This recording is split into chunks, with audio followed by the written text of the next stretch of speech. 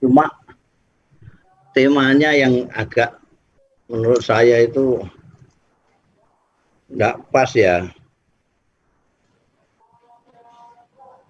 NU saya itu kalau setiap ada undangan temanya kebangsaan, nasionalisme, itu saya ingin ketawa. Wong NU kok diajak bicara soal kebangsaan itu gimana?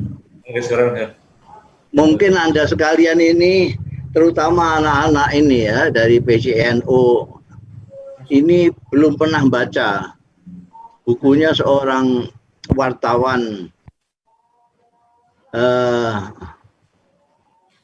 namanya Said Asad Shihab. Itu pada waktu zaman revolusi mengcover perjuangan bangsa Indonesia dan menulis banyak sekali tentang Indonesia. Salah satu buku yang saya temukan dalam bahasa Arab terbitan Kuwait itu judulnya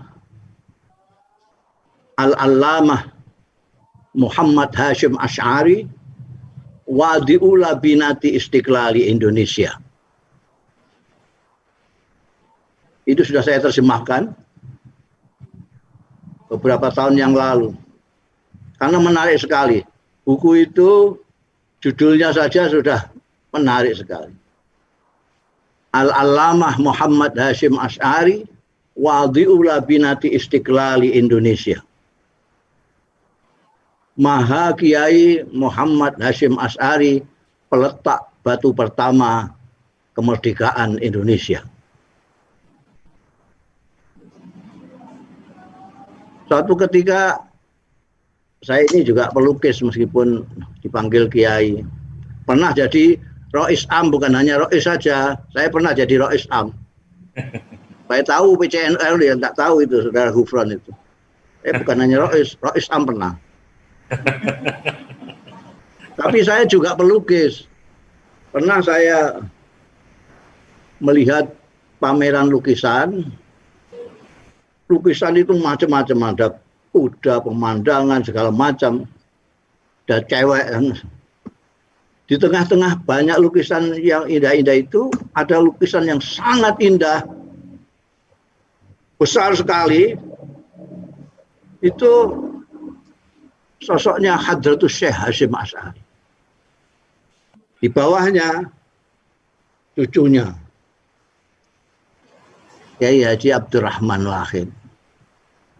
Itu naturalis dan indah sekali. Saya tanyakan kepada panitia ini siapa yang melukis ini. Saya lalu dibawakan pelukisnya datang ini. Nun sewu, pelukisnya itu seorang etnis Tionghoa. Yang menurut saya ya agak singkek karena meripatnya sudah hampir tidak kelihatan itu.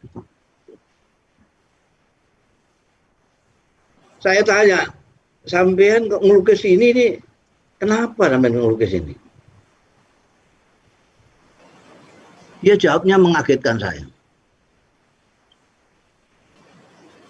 Ini kalau tidak ada orang ini, tidak ada Indonesia. Tidak ada orang ini, tidak ada Indonesia. Loh, kok bisa begitu? Ya ini yang mendirikan NU. Dengan dia tahu.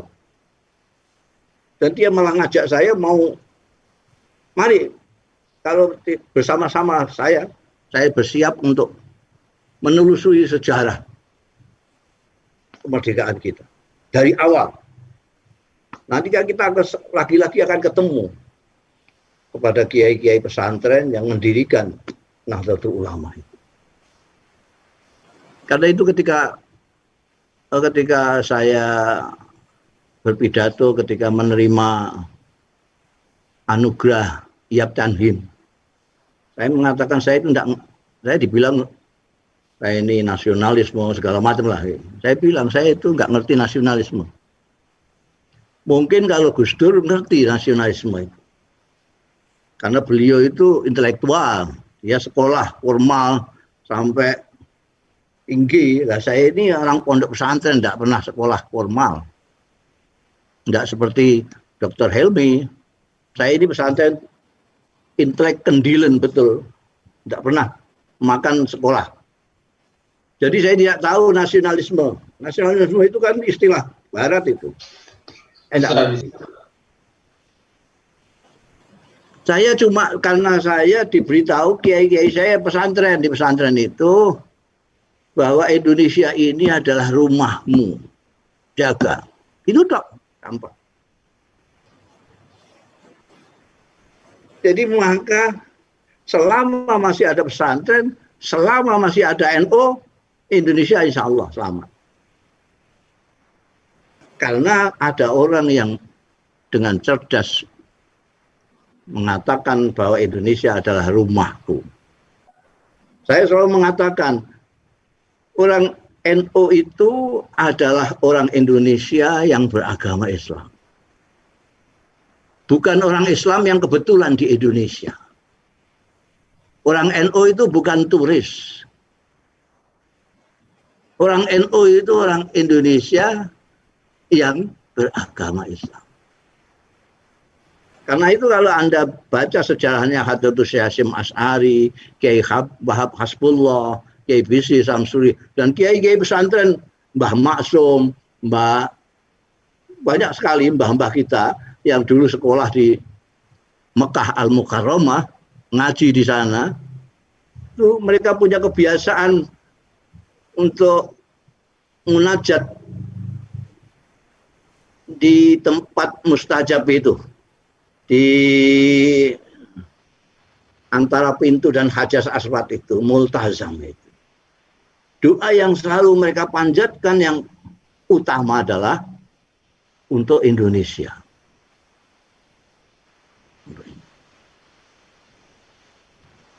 Jadi kesadaran bahwa Indonesia itu adalah rumah kita itulah yang menyebabkan Nahdlatul Ulama itu sangat-sangat dibutuhkan di Indonesia. Bukan hanya sebagai penduduk nasionalis segala macam yang berpikiran nasionalisme, tidak. Itu mendarah daging. Jadi berpikirnya orang NU itu selalu berpikirnya di rumahnya, memikirkan Islam di rumahnya.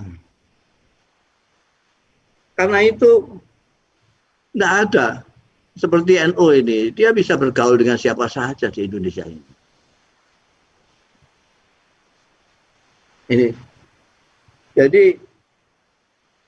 Anda nanti kalau belum punya bukunya itu tentang Hadratus Syekh Hasyim Asy'ari itu, Wadi'ul Labinati Indonesia, Anda bisa kasih alamat, nanti saya kirim. Itu sudah diterjemahkan, saya menerjemahkan, ada lagi seorang lagi yang setelah itu menerjemahkan, dan ada yang menerjemahkan dalam bahasa Jawa dalam tulisan Pegon, dan itu isinya tentang Hadratus Syekh, betapa beliau itu berjuangnya itu sampai ada yang namanya itu yang fatwa jihad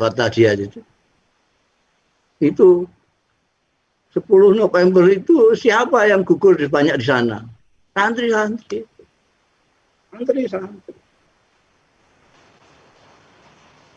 Itu Kiai Hasyim Asy'ari. Putranya Kiai Hasyim Asy'ari ada yang jadi tentara, ada beberapa lah.